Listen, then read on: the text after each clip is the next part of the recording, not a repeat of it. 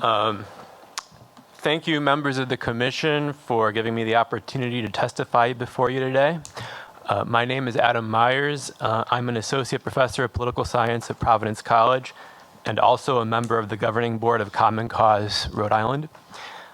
I've been analyzing the Rhode Island census data since it came out last month, and I wanted to alert you to an anomaly that I found in the data that relates to a broader issue that the commission should consider, and that is the issue of how to count incarcerated people for the purpose of redistricting.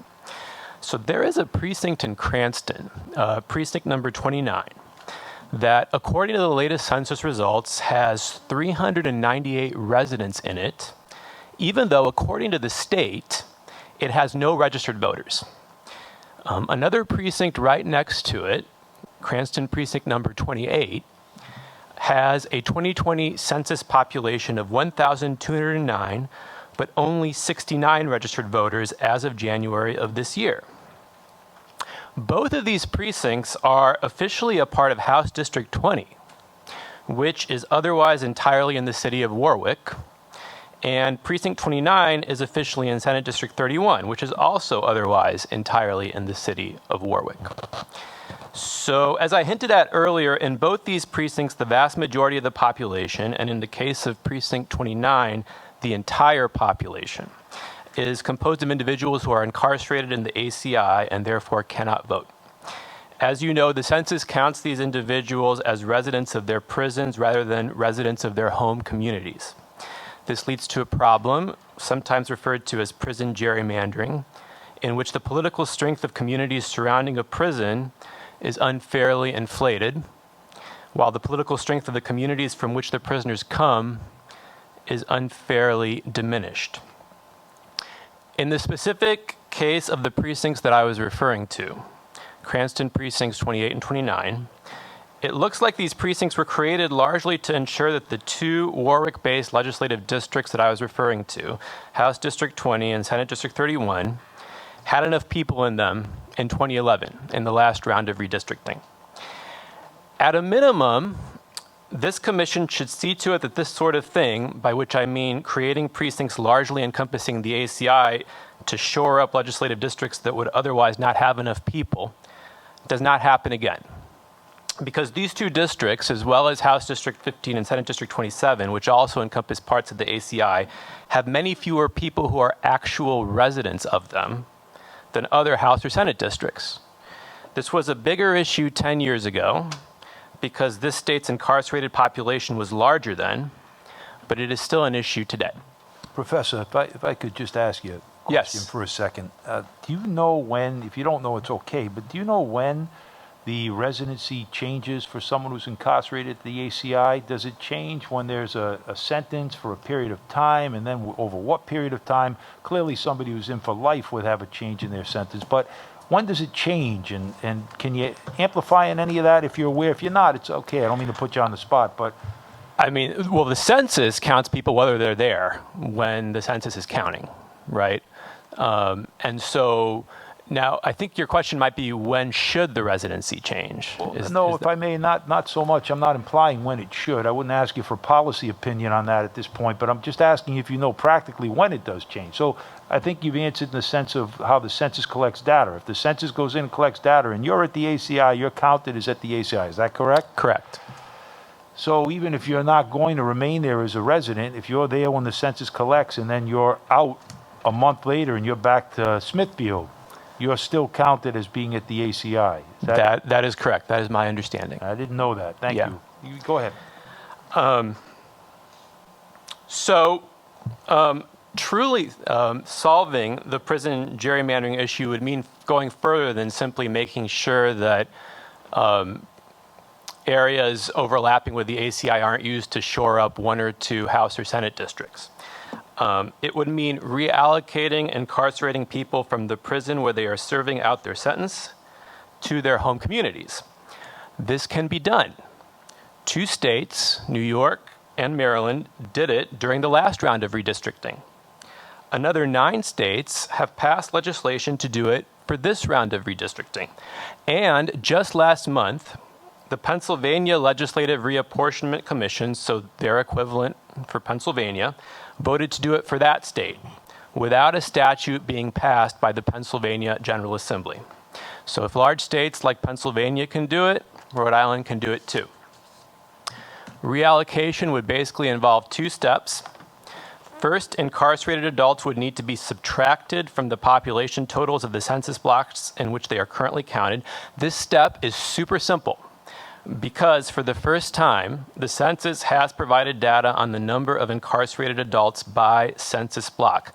I examined these data for Rhode Island. It turns out that there are just 9 census blocks in the state out of more than 25,000 that have an incarcerated adult population. All 9 of these census blocks are entirely composed of incarcerated adults, so just set the population of these blocks to 0, and this step is done. And if anyone is interested in these data, I have them here. The second step would be adding incarcerated individuals to the population totals of the blocks in which their home addresses are located. This step is more difficult, but not impossible. To do it, the commission would need to contact the State Department of Corrections and the corporation in charge of the Wyatt Detention Center to see if they could produce an anonymized list of home addresses for people who were incarcerated at their facilities last year when the census was conducted.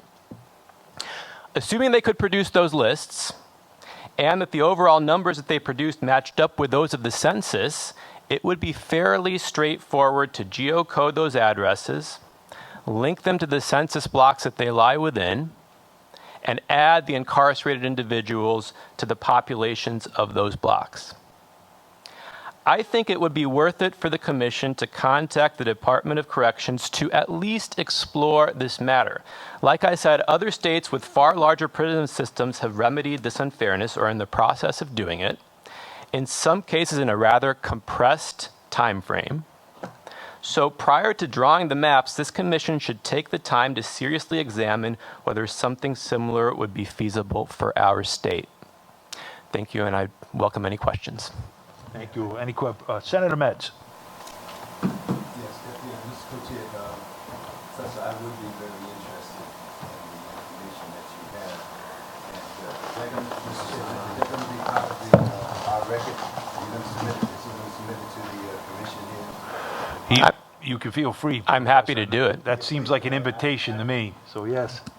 Yeah, please, because I'd like to have a copy because when I was active here, I put that legislation in for the gerrymandering. There's some national group that did that, and certainly I'd like to follow up on that. And when you looked at it, if I'm not mistaken, I think somebody had done it by zip code.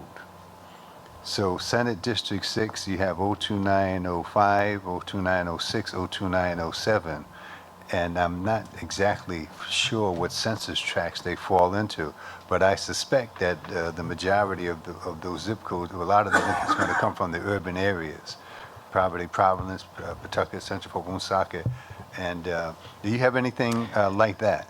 So you're talking about the home addresses of the people who are incarcerated? Yeah, so I don't have that because the census doesn't have that data. That would be something that we would have to get from the Department of Corrections. But if they could get that data, I imagine it would show what you're suggesting. That Yeah, I think they can by at least by zip code, and then from zip code you could go to the census tract. But I appreciate your testimony because that's a great interest to me. Thank you. Thank Rep, you, Mr. please. Chair. In line with your recommendation, Mr. Brace, is that something you'd be able to do? Is that possible with what your software? This is a question that we've been involved with and looked at closely. I can report to you that yesterday, in talking with people from the state of Virginia that have done this operation to try to, and they have worked with their Department of Corrections for this entire decade to get the information. What they ended up finding was that 60% of the addresses of the prisoners could not be geocoded, could not be put into whatever home they said they were at. They were simply not capable of doing that. So they ended up reporting yesterday that it was a very small number of people that could be reallocated.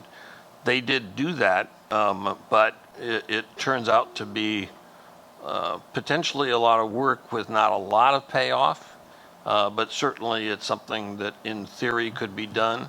Usually what we're recommending is that in order to properly do this, you really need to work with the Department of Corrections ahead of time. You need to be able to get them to document the information at the time of the census. As the professor said, you need to get the information that is current with the census.